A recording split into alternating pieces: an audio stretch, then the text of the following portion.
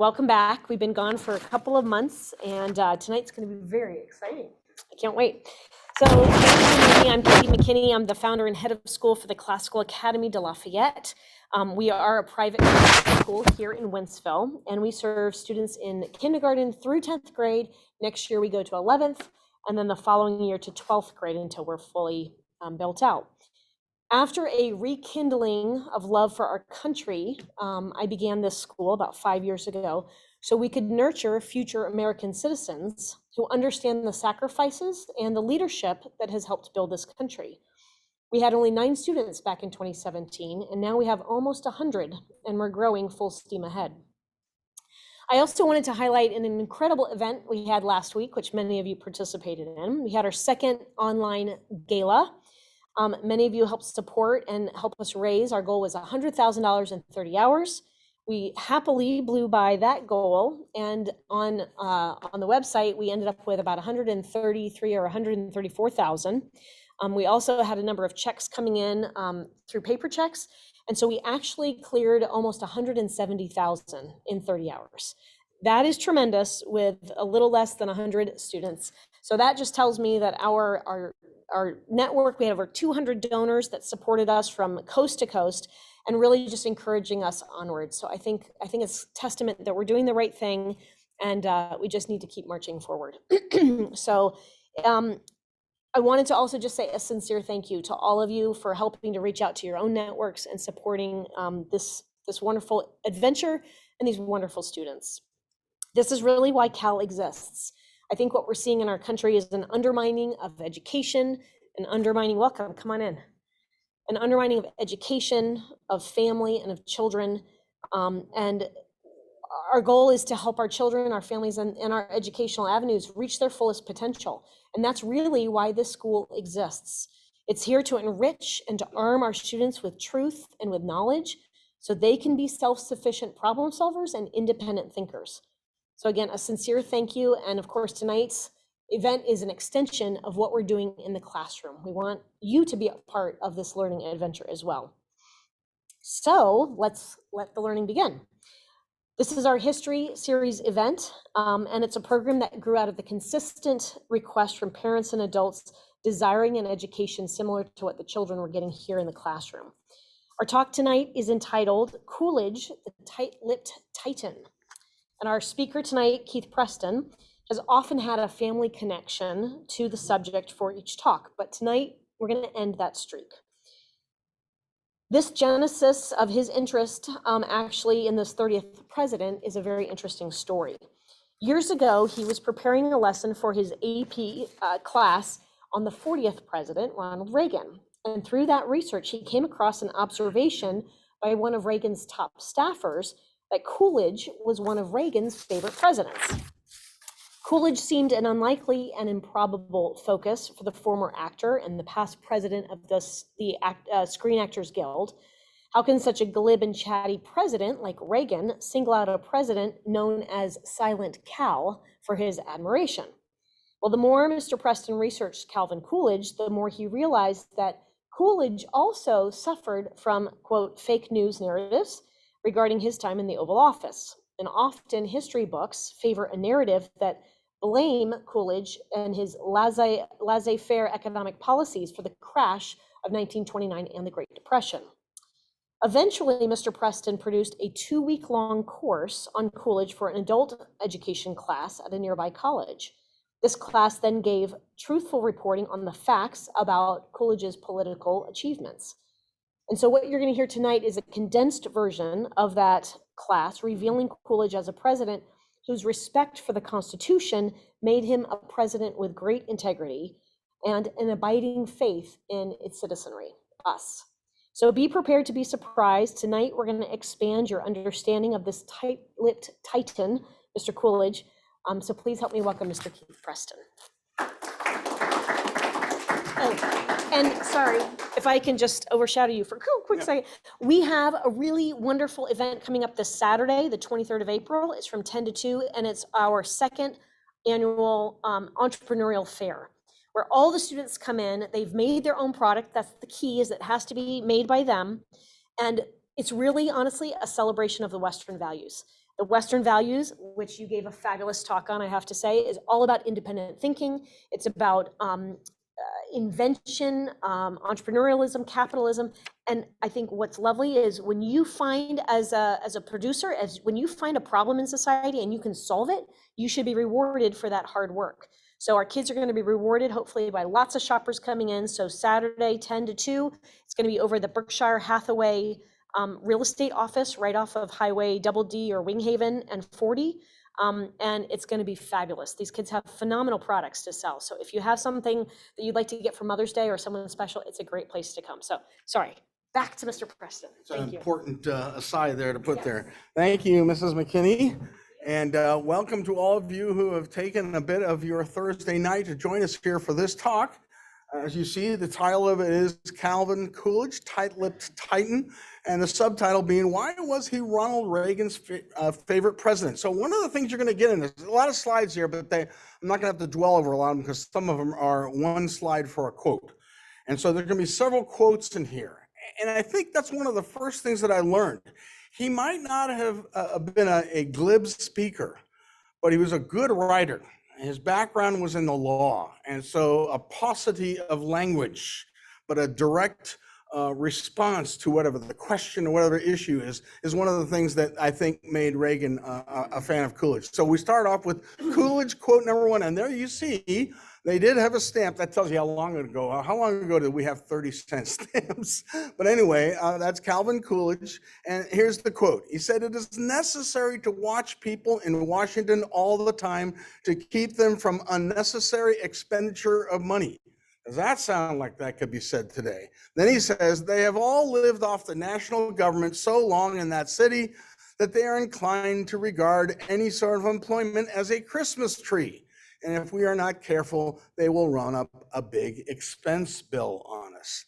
So you get a kind of an idea why Reagan would have found an affinity there with the ideas of Calvin Coolidge. Okay, so why all the Reagan loved? Here's what Coolidge did in his 6 years, 6 years as president. He takes the presidency in 1923 when Harding dies, and then he left office in March of 1929 when his elected term expired. So he reduced the budget while he was president. He reduced the debt while he was president. He cut taxes 4 times.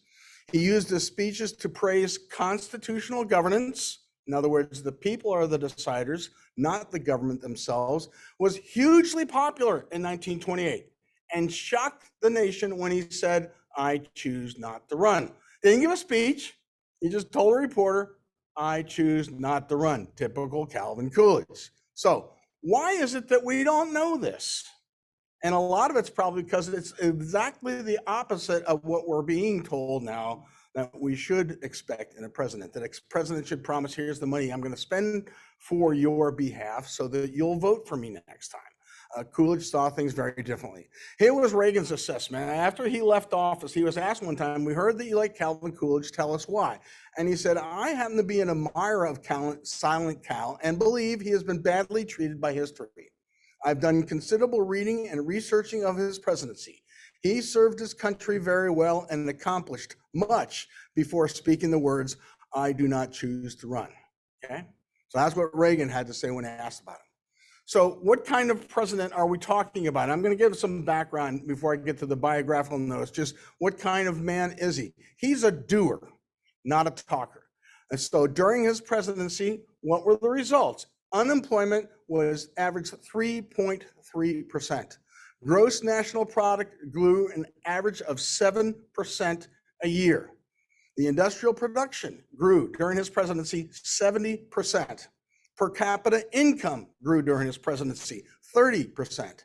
And education spending quadrupled, which means it wasn't like he wouldn't spend money. He was just very choosy about what he would spend the money on. And as we get later on into this presentation, you'll find out some of the things that he did in order to save government spending. And there's some things that are going to answer some questions like, why is that phrase popular? You're going to find the one out. The one I'm speaking particularly is when we get the one on red tape. You all heard the phrase cutting the red tape. I'll tell you what the red tape comes from the Coolidge presidency. So growing up as a young man, it's hard to remember, that New England used to be solidly Republican. So he was born in Vermont, loved it the whole time he was there. His father had been a Vermont state senator and representative and justice of the peace. In fact, when the word came in that Harding had died, it was his dad as justice of the peace that gave the presidential oath to him, because he was at his dad's house on vacation at the time that it happened. His mother died when he was 12 and his sister when he was 18. So in many ways, he had to share with his dad the responsibilities of helping his family get through things. So he and his father grew closer after those two tragedies, and his father was actually probably one of the main advisors throughout his life. He was raised on what I like to call patriot principles. He was taught on classical texts, ahem. That's why Classical Academy de Lafayette knows that that kind of an education is important in a child's education. His professors didn't have a problem quoting the Bible if it was relevant to the class they're talking about. His two favorite professors were his history professor and his metaphysics professor, because in those days you were contemplating things which were eternal, or certainly timeless in their sense. He couldn't afford to go to law school, but he apprenticed to be a country lawyer where a nearby lawyer learned from experience and eventually used a small inheritance that he had gotten from a relative to open his own law practice. The next thing he had in his mind, and he kind of had a mental checklist for himself, is to find a life partner that would be his assistant and his partner in his life's work going forward. And so he once said in his autobiography, which he wrote shortly after he left the presidency, he said, "What men owe to the love and help of good women can never be told." And again, this is typical Coolidge concise verbiage when talking about things that are really important. So while he was practicing law, he met a teacher from the Clark School of the Deaf nearby. And their first date was to a political rally. And they had a discussion after that. And then later on, she came to meet him, and he was in his long johns and his pants and shaving himself when she came in to meet him. And he said, "Here, this is for you," and handed her the engagement ring and proposed to her. So she said, "I will never forget seeing you in your long johns and hat at that important moment." Her name was Grace Anna Goodhue, and she's part of the story. She's really a neat character, and we'll be talking about her as well. I used to give a course and a talk on the first ladies, and she's one of my favorite first ladies because she's a real free spirit and a neat lady.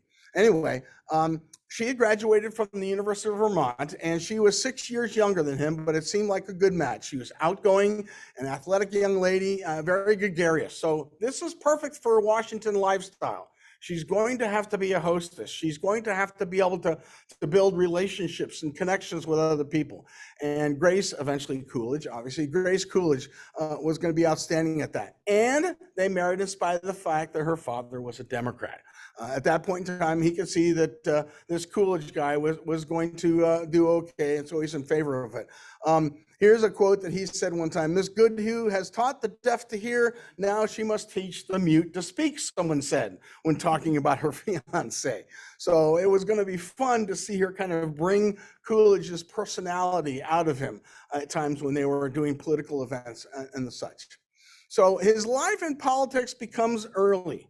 After he's got his business going, and right after he had married his wife. The only election he ever lost was his first election he tried for, and that was for Northampton, Massachusetts School Board.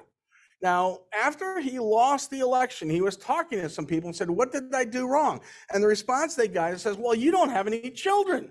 And since he had just been married, he said, "Well, you might give me time." And so that was his response to that. And within a year after they got married, their son John was born. And so they ended up having a couple of children. One of the things that everyone knew about Coolidge is that he was loyal to his party. He was a Republican because of what he felt about their values. He was going to support the party. If he didn't like a certain candidate, he might not say anything in support of that candidate, but he would stay loyal to his party. And he also often sought out bipartisan issues. I know this is an issue that I can get Democrats to vote for. So this is an issue I'm going to work on. And it's one of the things that made his presidency so successful. is because he often searched out certain issues where he thought he could get bipartisan support. Okay, another Coolidge quote. Here we go. Patriotism does not mean a regard for some special section or an attachment for some special interest, and a narrow prejudice against other sections and other interests. It means a love of the whole country. And he felt strongly about that. Some of the things that I enjoyed seeing in the pictures, there's a lot of pictures, of course, with any presidency, and photography is really starting to boom in the 1920s as the Kodak cameras are coming into vogue. And you see a lot of pictures of him on the White House lawn with different groups who have come to town to seek the friendship and hopefully the support on certain issues from the president, all the way from people who are in some industry or some farming community to a number of Native American tribes that came in full gear. In fact, one of the most famous pictures of Coolidge is with a full Indian headdress on, with his typical dour smile on there. Anyway, he was reelected to his first post in spite of a Democratic Party sweep in the state of Vermont in 1914. He became head of the Republican-led Senate. The House representative, the Assembly in Vermont, had been taken by the Democrats. And on the side here, I saved out an actual record that they held from his library, his address. They said, give an address now that you're head of the Senate. This is typical Coolidge. It's like a paragraph. Honorable senators, my sincerest thanks I offer you. Conserve the firm foundations of our institutions. Do your work with the spirit of a soldier in the public service. Be loyal to the Commonwealth and to yourselves, and be brief. Above all things, be brief, rather than long-winded, which politicians are usually fain to do. So that was his very short address when he became leader of the Republican Senate. He was reelected to the Senate in Vermont a couple of times, and he made a policy to never attack individual Democrats. He may speak against their issues, he may speak against certain actions, but he never singled somebody out for criticism, just their policies. And thus, when push came to shove and he had something he wanted Democrat support from, he was able to get it. And that was definitely on his mind when he took that attitude towards working with other politicians. He always tried to undersell what he thought he could done, and then he always tried to over-deliver as a politician what he actually accomplished. And so people came away feeling that he was a guy who could really push issues through because he never overpromised. And he took each issue on its own, not as this is a Republican issue, this is a Democrat issue. This is for the people of Vermont. And as a Republican, I'm for it, but I think some of you Democrats could support it too. Once he got into political life, he was a relentless campaigner. And one of the things that I found in my research that I loved is this quote from the Boston Sunday Post. Mrs. Coolidge may not cook, but she plays with her boy. He had been elected lieutenant governor of Massachusetts by this time, and they had moved to Massachusetts. And it said, Lieutenant Governor-elect's wife, mistress of a real New England home where young America reigns, she can't be coaxed to talk about women's suffrage. That was the big issue at the time, was should women get the vote? And she decided she was not going to be drawn into any of the political things. That was for her husband and the other politicians. By the way, so that most people understand, most of the women, the first ladies, certainly when I did my study in the first ladies, didn't naturally oppose women's suffrage. What they said is, what we need to have first is women have equal access to education, which they did not. And the point they were trying to make is, it's one thing to get the vote, but it's another thing to educate yourself and make yourself learned so that you understand the issues. Then you're really a participant in a democracy and making your vote head. The fear was that they had a lot at that time that women would simply vote how their husband did. And so all you would do by giving women the vote is just whatever the husband was, you'd get double on that. And a lot of the first ladies said, look, let's do this. Let's get both of them. Let's get the women to have the right to go to any college or university they want at a time when they were still thinking as women's education is finishing school or being a wife at some point in time. And then let's get the women's vote done. So that was a lot of the way that women at that time, we're talking about right before World War I happening. So he ran for lieutenant governor of Massachusetts, and using a new technology, the automobile, he was able to travel to just about every little town and hamlet in Massachusetts and would sometimes make as many as 10 campaign visits a day in order to get elected just lieutenant governor. And for the most part, there's not a lot of power in lieutenant governorship. You're there in case something happens to the governor. He actually ended up winning a bigger majority than the governor, who he was part of the ticket. And a lot of people attributed that they felt that he had come to visit, he had told them what he believed, he had asked for their vote, and they gave it to him. And so Grace was also a big part of his appeal. He would find someone to take care of the kids. By now they had 2 boys.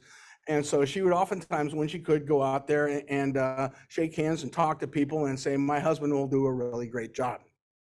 What are the themes that Coolidge ran on about politics? Okay, and these are quotes that he gave either in a speech or that he gave sometimes when he'd write an article for the local newspaper.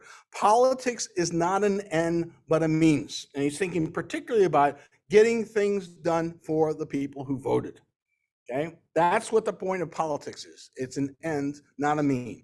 It is not a product, but a process.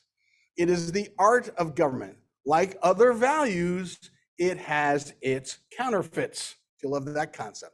So much emphasis has been put upon the false that the significance of the true has been obscured. And politics has come to convey the meaning of crafty and cunning selfishness instead of candid and sincere service. Okay?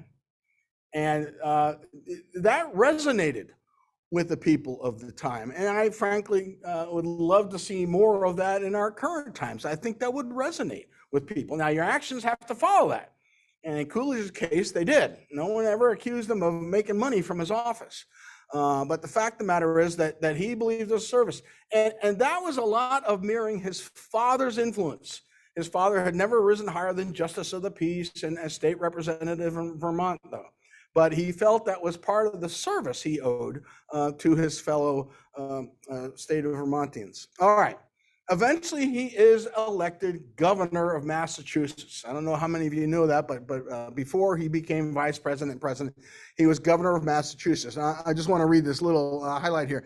Cal Coolidge seldom smiles, does little handshaking, but has a word as good as gold. So being able to count on an honest promise and following through on it is one of the things that you'll see over and over again in newspaper reports and reports of people who knew him, even politicians who were his opponents. Okay. Now, as governor of Massachusetts, he comes in. It's a very different world.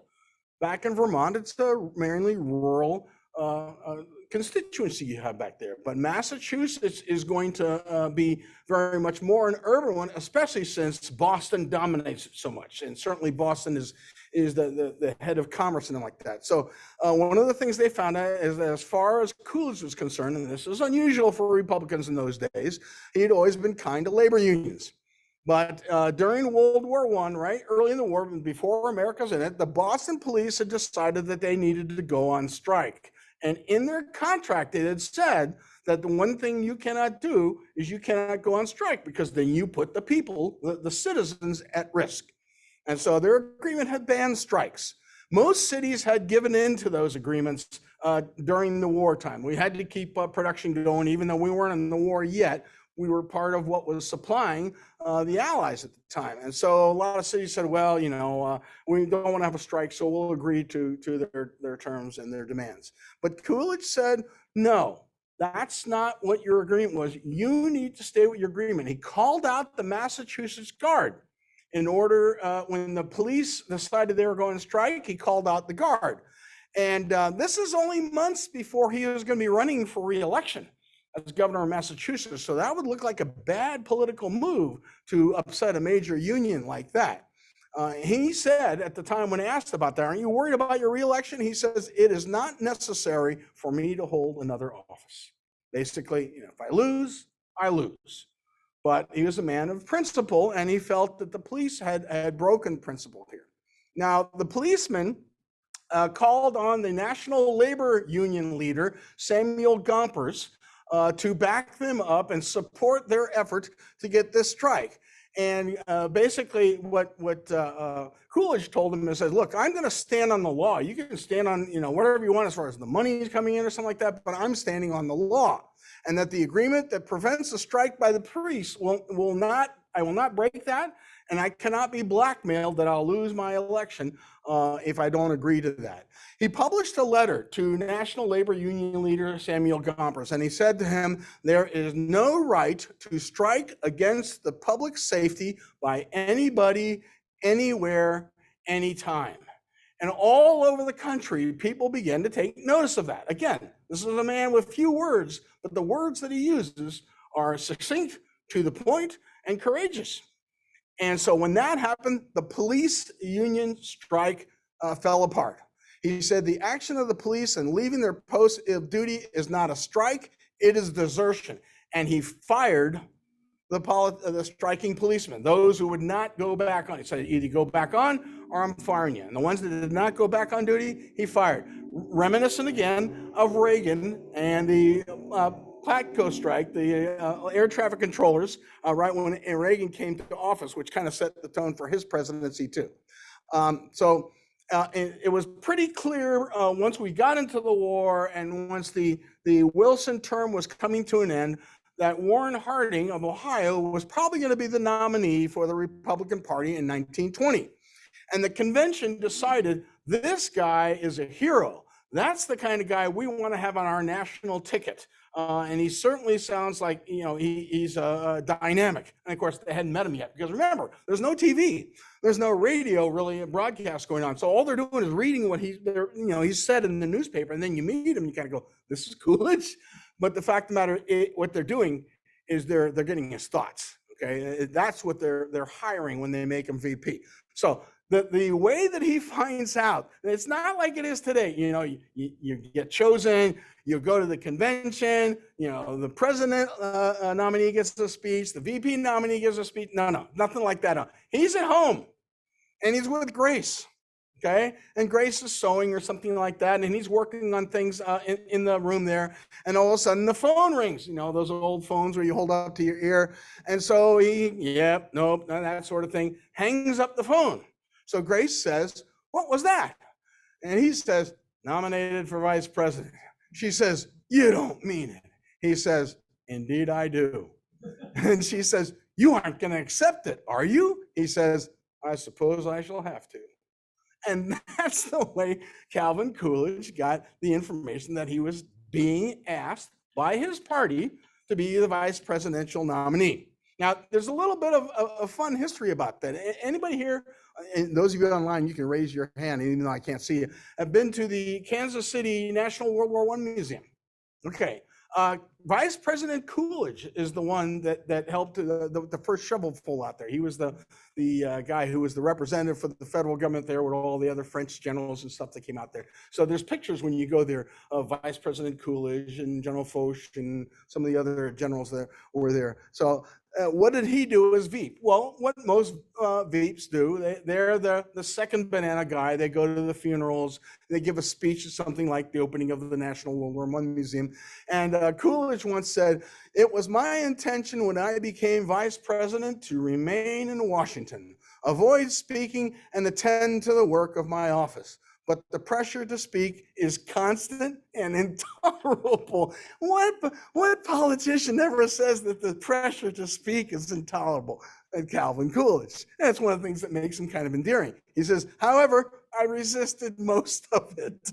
So a lot of times you'd be asked, he'd say, nope, not going to do it, unless the president said, no, I really need you to do it. So, but he did represent the federal government at many ceremonies during this period of time. And so over time, people got to know of him, and they knew of him, because of the Boston police strike. They got to know him because of some of the speeches that he gave. And again, at that time, you didn't expect a president or a vice president to be everywhere. There wasn't TV coverage. There wasn't radio coverage. Even the newspapers had plenty of other things to talk about besides whatever the federal government's doing. And the state government was really what you read about in your newspapers. It was a very different time. You didn't have an overweening power of the federal government that was constantly on your mind. What are they going to do next about this, that, or the other thing? Another great Coolidge quote, never go out of your way to meet trouble. If you will, just sit still. 9 cases out of 10, someone will intercept it before it reaches you. Okay. And that's these, we look at those and say, aren't those quaint homilies? But this is the way he lived his life. And a lot of it came from the fact that he, A, grew up in a rural environment where the pace was slower, and B, he used a paucity of language because he's a lawyer and a country lawyer, which means most of the people you're probably going to do law for don't understand a lot of words or some of the words. So you're going to keep it simple and succinct and brief. And try to make sure that you communicate clearly.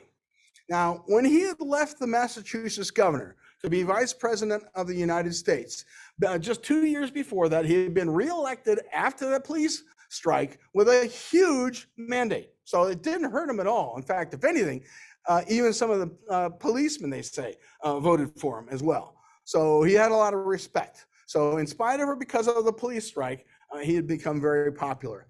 He also had been famous for doing something else, which might be interesting to him. He's the one that put Charles Ponzi in prison for his cons that he did. If you've ever heard of the term a Ponzi scheme, it comes from Charles Ponzi, who taken all this money from other people and paying it to other people, and you don't realize that you're not really making money, you're just shuffling around there. He's the one that set out after this guy, and eventually they nailed him and sent him to prison. So that's another thing that the people of Massachusetts have been grateful to Coolidge as having done as governor of Massachusetts. He knew that the vice presidency had almost no constitutional powers. And this is something important to remind ourselves of once in a while. The vice president of the United States mainly serves there to be the backup if needed, which has happened a number of times in our history. He also has the official term of president of the Senate. And as we know now, because of the situation in our 50-50 Senate, every once in a while, the president of the Senate needs to be there to break a tie vote. But that is about the only constitutional powers that the vice president has. And so his main job is to support the president. What can I do to support the president? And this, again, where his loyalty to the Republican Party is, regardless of how he felt about Harding personally, he knew that he was supporting the office of the president of the United States and would do whatever his office as vice president required him to do. And eventually that would pay off very nicely for him when he himself became president someday. And he used a lot of that time to reconnect with his dad. In those days, Congress usually met about 6, at most 8 months out of the year, because you didn't have air conditioning yet. So when you get to the time when Washington, D.C., which started out as a swamp, became very hot and muggy and full of mosquitoes, everybody bolted town. It was before screens. Everybody bolted town and went to someplace cool. And he would go to Vermont and spend time with his dad. Now, a little bit about the famous Coolidge wit. And there you got the two of them. Don't they look like father and son? That's his dad on the right, the justice of the peace, and that's Coolidge on the left. Remember, that's also a time when men wore hats everywhere. Okay, all right. He had the family dog had been a gift from his father. Says, "Here, have a dog," and he might necessarily not have wanted it because then you have to take care of the thing. But anyway, it had been a gift from his dad, and so his dad says to him at one point in time, "Your dog is growing well. She has bitten the Iceman, the milkman, and the grocer man. It is good to have some way to get even with them," he said. And then for the high prices that they charge for everything. So that made it into the local papers. And that's another one. I'm sorry, I may have misspoke. I meant that this is what Coolidge said to his dad about the dog that he had given him. And he bites him for the high prices they charge for him. And his father would constantly remind him whenever he needed to, your job is to serve the public, not yourself. And that's advice that he took throughout his time in office. Harding used him very important periods where he knows that Coolidge's wit would go over well with the audiences that he would be with. The kind of people who might say something with a straight face and you look at him and you go, is he kidding or is he serious when he says that? And most of the time, Coolidge was kidding. Okay, he had a really fun sense of wit. And we'll have a couple examples. Some you probably know, you've probably heard at different time. Anyway, he'd invite him to cabinet meetings because he knew the math.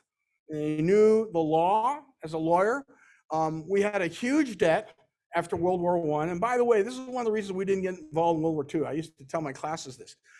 When people say, why didn't we get involved with England and help them out when they got the war with Nazi Germany in 1939-40? A lot of Americans still held it against the Allies from World War I. We had lent them money. And the only ones that paid us back was Finland. Nobody else paid us back. So, Americans are very generous, but we don't like, as a people, we don't like it when we feel we're being taken advantage of because, Americans won't miss it, they're rich and that sort of thing. And so a lot of Americans held that over. And of course, when the Depression came out, it says, well, we do better if they repaid us the money that they owned us from World War I, but they didn't. So anyway, we had a huge debt after World War I, and he's the one that set up the Office of the Budget. Would that it got used. But anyway, he set up the Office of the Budget to say, here's the money we're taking in, here's the responsibilities that we have, anything extra, let's put away for the times when we need that to be in the kitty. And that's how you got the kind of things that eventually you'll see when he's president, when he reduced the debt and he had balanced budgets and that sort of thing. And then, of course, there's the quote that's the famous bet with the reporter. And I'll bet if you've ever heard anything about Calvin Coolidge, you've heard this one. And if you haven't, hopefully you'll enjoy it as much as I always did. The reporter came up to him as a woman and said, I bet someone I could make you say at least 3 words. And Coolidge's response was, you lose. And that's about all that most people know about Silent Cal or, Calvin Coolidge is that joke.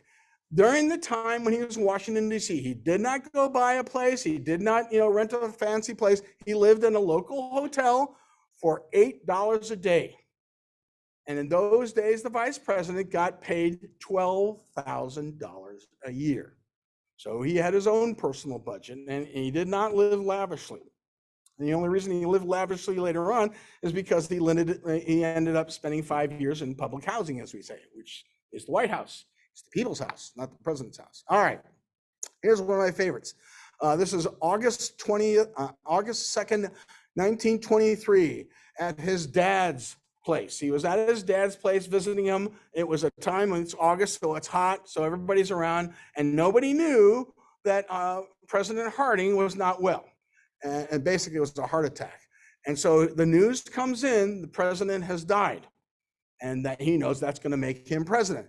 So they went and they found a Bible, and his dad swore him in. And the bottom right there, those of you, I hope everyone can see this online too, is a painting that was done of his dad holding the Bible there as Calvin Coolidge gets sworn in the middle of the night with an oil lamp there before him. And then the first time that he's president back there, you'll see this is a group of the leadership of both the House and the Senate behind him at the White House right after he'd been sworn in as president. So here he is now head of D.C. And this quiet Vermont lawyer who, as far as they're concerned, yeah, okay, he was governor of Massachusetts, but this is different. That was A ball or double A ball. This is the major leagues. And Coolidge said, my job is to get people to say no in a town that likes to say yes. And so he understood what his main task was going to be to try to rein in the ability to spend other people's money as much as you want to without people saying no. And of course, the president's going to sign those things because he's going to be running for re-election in just a little over a year, 1924. So he gets into the presidency and he starts attacking the budget. He goes after taxes. He says enough of spending other people's money and the debt and all the new programs that someone always came up with. The chief business, now this is something that's been misquoted, I shouldn't say misquoted, taken out of context. They used to say that, yes, Calvin Coolidge, we lived the Roaring Twenties and they spent money like crazy. And of course, when I'm telling you about Coolidge's presidency, at least as far as DC was going on, that was not so, okay? And so at one point in time, they said to him, shouldn't we be spending more?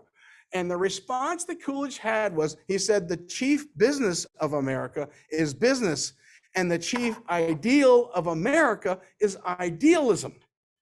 That completely changes the quote. People leave the second part of that sentence off. They just want you to think his attitude is with America, business of America is business. Basically, I'm going to let the businessmen do everything they want, and it's not my job to rein them in. Not at all true. And the second part of it is even more important because the ideal should be, what's the idealistic thing we can do? How can we help others? And in those days, before you look to the government to solve your problems, you look to your community.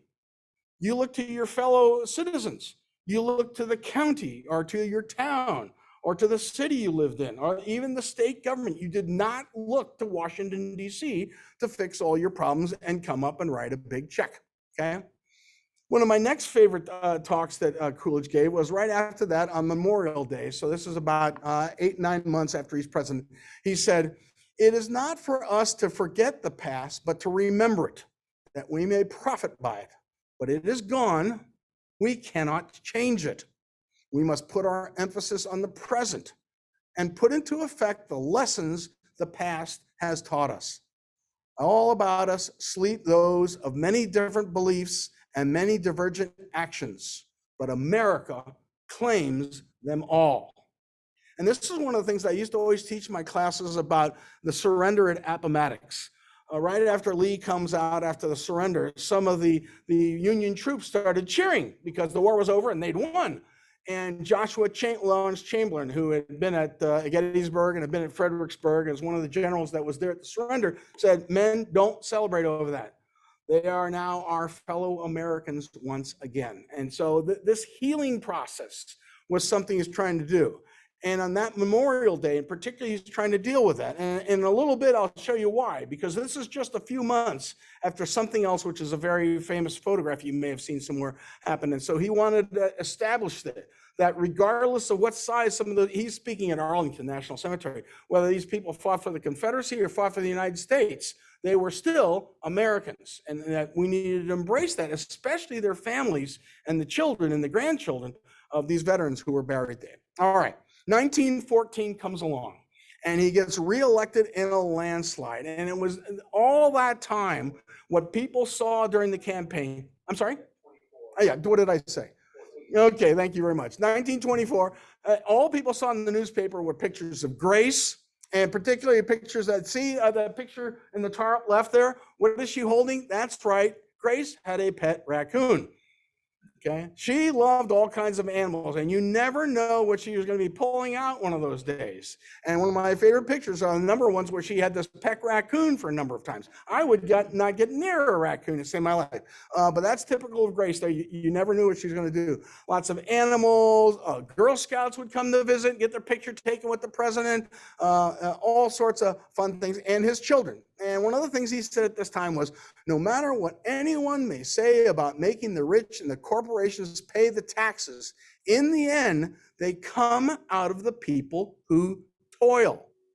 It's your fellow workers who are ordered to work for the government every time an appropriations bill is passed. Where does that money come from?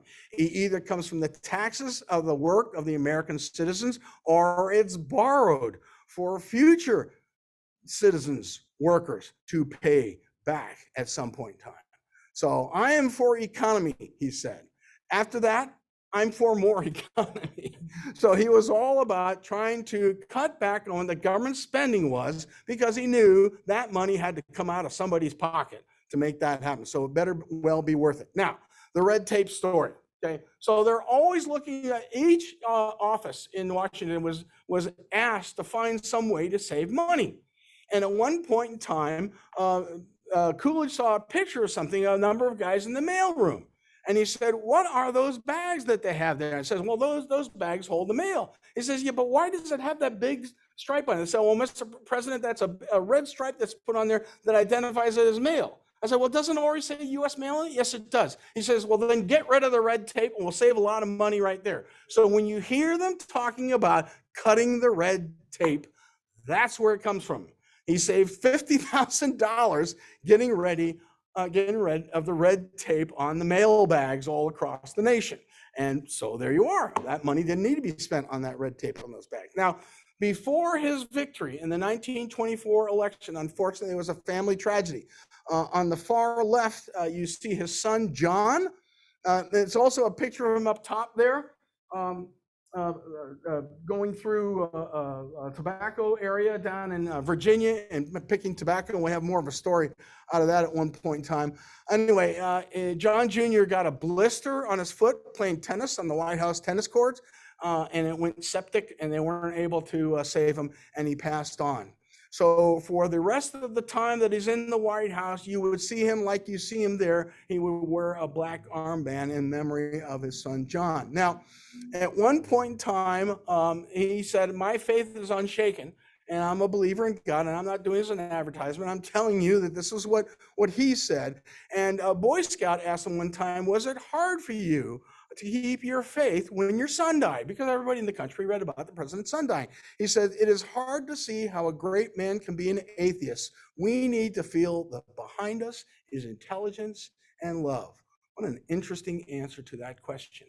And I think that Boy Scout probably understood that. But that's he and his wife there after the passing of their son. All right. Coolidge on race relations. And this is the picture I was talking about. This was a rally that was held by the Ku Klux Klan walking down Pennsylvania Avenue in 1924. It's hard to imagine that ever happened.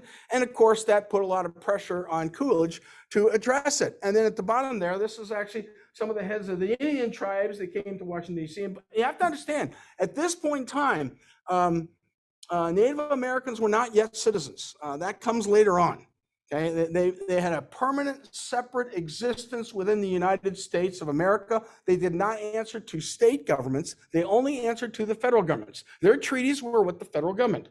So if they had a problem with the federal government, then their job was to talk to the Indian representative, the representative of the United States government, or if they had to, directly to DC. They could get, that's why you could drive through I-44 in Oklahoma. There's nothing Oklahoma can do about it. Those Indian casinos are there because of an agreement they have with the federal government. The state government has no spot on it. Anyway, Coolidge on race, particularly in response to that summer's KKK rallies. He said, "Whether one traces his Americanism back 3 centuries to the Mayflower or 3 years to the steerage is not half so important as whether his Americanism of today is real and genuine. No matter by what various crafts we came here, we are all now in the same boat. We are all now Americans." And that's why he would keep making these statements about it's not what happened in the past. We need to learn from that. We need to understand it, and we need to move forward from that. And that's what Coolidge tried to do. Coolidge reversed a lot of the policies that had happened under Wilson. Most people do not know, but when Woodrow Wilson came to Washington, D.C. as president, he reinstated Jim Crow laws back in D.C. It became resegregated during that time because DC was not part of the United States. I know I always have a hard time with this when my kids, they go, "Why are we talking about?" It's a separate owned district that Congress runs. It has a mayor of the city, and of course, the president is one of the top residents there. But even before the Civil War, a special exception was made for D.C., where slavery was continued to be legal. So when the Southern senators and congressmen came up to D.C., they could keep their slaves as their valet or their, whatever they housemaids, whatever they needed to use them for. So a lot of those integration things were swept away under the Wilson administration, just in D.C., and Coolidge is the one that got rid of them. So we're all in the same boat. I love that. So I'm going to end today with the way I want to remember him. He did not live long after he left the presidency. After he left the presidency, he quickly wrote his autobiography, which is typical Coolidge. It's really thin, but it's really great. You can read it probably in an hour or so. And if you ever get a chance, you can find it on Amazon. I downloaded a Kindle version that has an annotation throughout by Amity Schlaze, who did the great Coolidge biography a number of years ago. So I highly encourage you to read that. But this last Christmas that he was president, I really love what he had to say here. And here's what he said to the American people: "Christmas is not a time or a season, but a state of mind. To cherish peace and goodwill, to be plenteous in mercy, is to have the real spirit of Christmas. If we think on these things, there will be born in us a Savior, and over us will shine a star, sending its gleam of hope to the world." And that is my presentation for tonight, and I am happy to take questions. Somebody raised their hand and, Oh, and the little thing? so, yeah. How do I do that? I probably have to go to this part here. No, in the Zoom part itself. Okay, let's see if I can. Chats down at the bottom, is there? If anybody's listening here in the building and show me how to do that, I'm happy to do that. In the meantime, is there anybody here in the room having? And I will repeat the question. Yes. So was he not good at speaking, or he just didn't like to speak? I think it's important to remember at that time, and I remind the kids of this all the time, that you had to rely on your own residents. A lot of times you would not get a microphone and a sound system. You're going to see more of that as we go along here, especially as radio really starts to rise. And so I don't think he had much practice as a public speaker. And his practice as a law practice as a country lawyer would be a really small little courtroom or just doing documents that submit to a clerk somewhere or something like that. So I think it's more likely he just didn't have a lot of public speaking. But also, I think his example he saw of politicians in those days that he didn't respect was blowhard, big talking, lots of promises, generalities, and who knows what it really meant and whether anything will happen. And they thought very much of themselves. And Coolidge was almost a mirror, a complete rejection of all those kinds of values. So he knew that part of his job, whether it was vice president or president or even governor, was to occasionally give a talk. But as we saw in there earlier, the less he could do with that, the better. And the more time he'd spend in Washington, the better. And he would be just as happy making sure that certain things got done, which he saw as an executive's position, because that's what the president is. He's the chief executive, as opposed to the chief speaker. And a question related to, was he not a good speaker or just didn't like speaking? I think it's really both, probably. It's really probably both. Yeah. Yeah. So you mentioned briefly that the people tend to try to blame some policies in the 1920s for the Great Depression. And Coolidge did not run in 28. And instead we got Herbert Hoover, who I've personally heard mixed things about. Yeah. Did Coolidge live through at least to 1932, 33? Oh. He was already probably knew I think he passed on in 1930. The question is, did Coolidge live during that time, and would he have had a response? I'm sure he would have had a response to it. Part two of the question Okay. is that had he still been president in 1929, there was the crash. Right. Like say in 1920, Right. there was a crash. Right. The expectation, at least, is that if you don't do a number of things like try to maintain full employment and all this stuff, it would have been the sharp decline. It would have been really painful for about 6 months tops, and then just come back up, and everybody would have going along. Okay. Has there been any either speculation on your part to that effect? Okay, so let me sum up for you so that people on nine. Basically, it's kind of a question of what kind of response. Okay, what would have happened had Can we theorize what might have happened had Coolidge run for another term, and the crash then would have? I don't think anything he could have done would have prevented the crash. No. The crash is to a great extent a functional result of the system that the stock market had at that time that had to get fixed by the Securities and Exchange Commission Act of 1933. I mean, there was just so many ways that big, powerful manipulators were manipulating it. And then once things started going bad, there's no way to prevent the runaway train. Now, you didn't necessarily have to get a depression out of the crash. We had crashes before. And we haven't got time to go through all the different things that happened because of that. Would Coolidge have been able to prevent those things? I'm not so sure. Because he's kind of the Great Depression after that. Yeah, he definitely would have rejected the New Deal. That to him would have been theft out of the pocket of those people who did keep their jobs and were making money, and a transfer. Right. By the time Hoover's out of office anyway. Yeah. Well, and many people would argue that the Smoot-Hawley Tariff Act of 1930 was what really put the Depression in overdrive downward because it killed international trade. And we're talking about a lot of the things that a lot of people are going, what are they talking about? So I don't want to get too much into that. I think the main reason he said no is I think already by then he knew he wasn't well. But, you know, in those days, you know, you didn't have somebody saying, well, we have to have the president have an annual checkup every year and that sort of thing. And from what I can read between the lines on things, I think he knew that he had some physical difficulties. I don't think he knew he was going to pass on that soon after he left the White House. But I think he'd had enough. He'd done what he could do. He tried to set an example. You have to also understand, everyone thought Hoover was going to be the greatest president. Both Democrats wanted him to run as a Democrat. People don't want you to remember that, but the Democrats wanted him to run in 28. And the Republicans are say, hey, we got Hoover, because he was the hero who had helped with the post-World War I relief efforts in Belgium and other places. He had been involved in relief efforts in China after the Boxer Rebellion, and he was known as an excellent administrator. And remember again, that's how we saw presidents at that time. They weren't seen as I'm going to run everything here and fix all your problems and part the Red Sea and the whole thing. They were administrators, and Hoover was probably the most qualified administrator. And then you get this storm that comes in.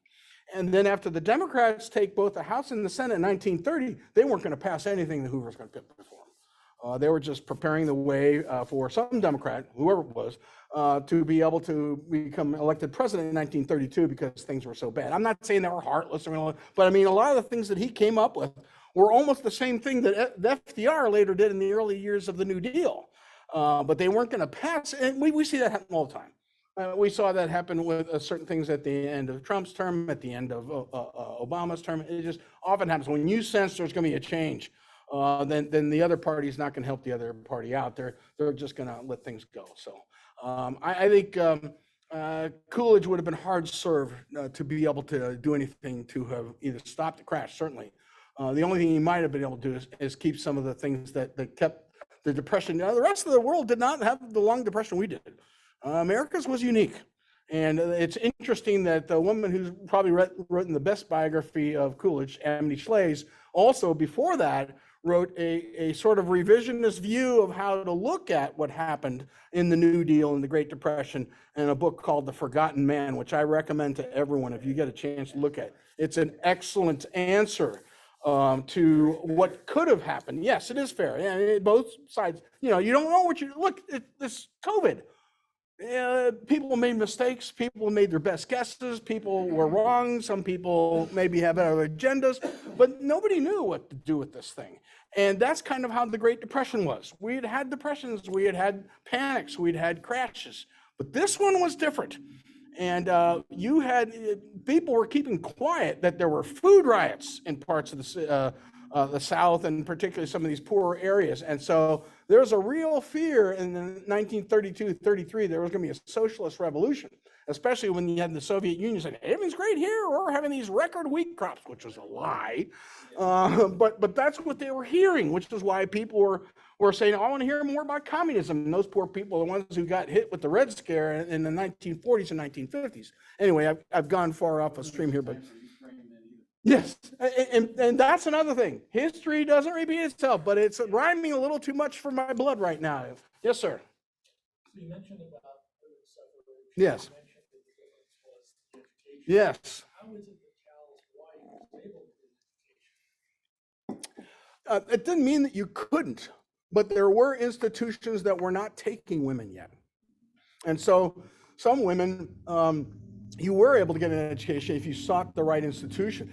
It's funny, they've been talking about Oberlin College lately, and I'm not going to get off of that, but they were one of the first colleges to take women. And in fact, Millard Fillmore, his wife that he married was his teacher at the college he went to, and that's how they met and they got married. But you didn't have very many colleges in place at that time. Again, what's the movie Mona Lisa Smiles, if anybody's seen that? All those women are in there, basically, very fine educational institutions, but they're really, as we used to jokingly say in the 50s, there to get their MRS degree.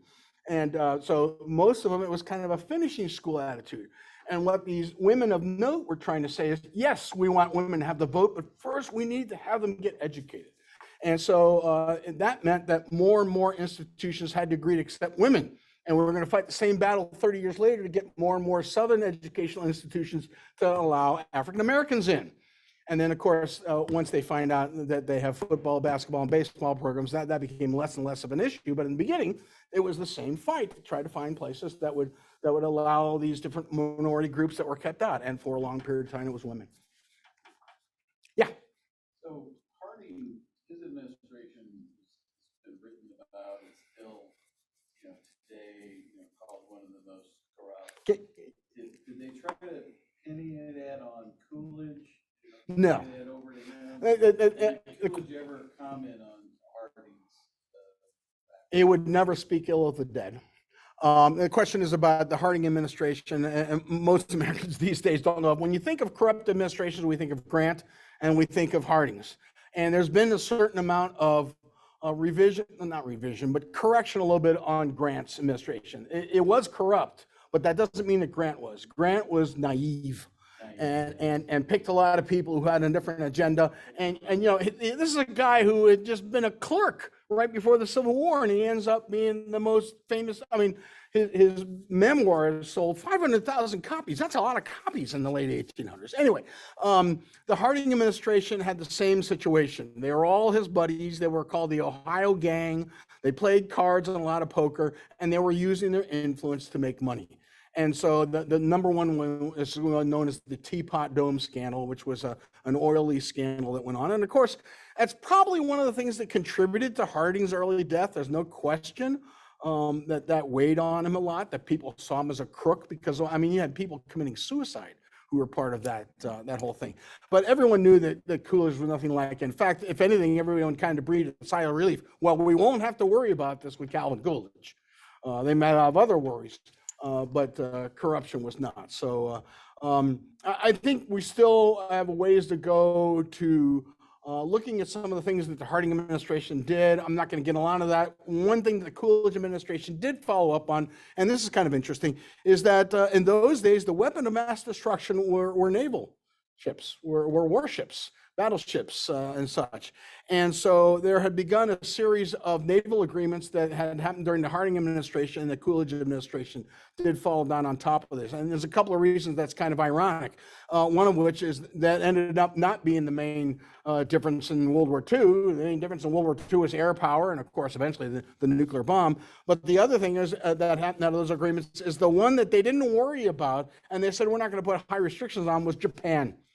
And that one did come back to bite us, particularly at Pearl Harbor at that time. So, yeah. Just going off of that, this is now totally off topic, but the conference. How much longer do we have? Okay. Was, I think it was Japan could only have like 2/3 or 3/5 the size of their navy, because they're like, well, Britain has an overseas empire, America has two coasts. Well, you're just going to have the smaller piece, and we'll just hold you down with that. And in the end, the Japanese went ahead and built what they were on, because the Yamato certainly didn't fill that, and some of the other certainly. And at that time, people weren't worried about carriers, and that ended up being the big naval weapon in the war, was carriers. And the Japanese said, well, we're going to build a lot of carriers, and we're going to put this great airplane that somebody's designed called the Zero on those carriers. And so in the end, they kind of outsmarted it all. They found a way around it, thinking the battleship's not nearly as important as these carriers are going to be. So again, it's a warning about, you always try to plan, when you plan for the next war, you're always thinking about what won the last war. And we're kind of seeing a little bit of that right now in Russia and Ukraine. I think the Russians just thought they could pound these Ukrainian cities into dust, and they'd flee and they'd give up. And the Ukrainians are not doing that. And so now Mr. Putin he's on a tough road to hoe. Thank you so very much for your attention. I hope you enjoyed it tonight. I look forward to seeing you next month. You're going to love hearing about Teddy Roosevelt. This amazing man who in his 60 years lived 3 lives. And we're going to talk about why he deserves to be on Mount Rushmore. Thank you very much. Mrs. McKinney. Thank you, Mr. Preston. I think we'll end with a quote. You may have mentioned this here already, but There's only one form, this is Coolidge, there's only one form of political strategy in which I have any confidence, and that is to try to do the right thing and sometimes try to succeed. So thank you for a wonderful evening. Tonight's session was recorded, so be on the lookout. We'll try to get that out to you in the next week or so, in case you want to watch it or share it with someone else. So thank you, Mr. Preston. Always a wonderful evening of growing and learning, and hope to see you next time. All right, have a good night.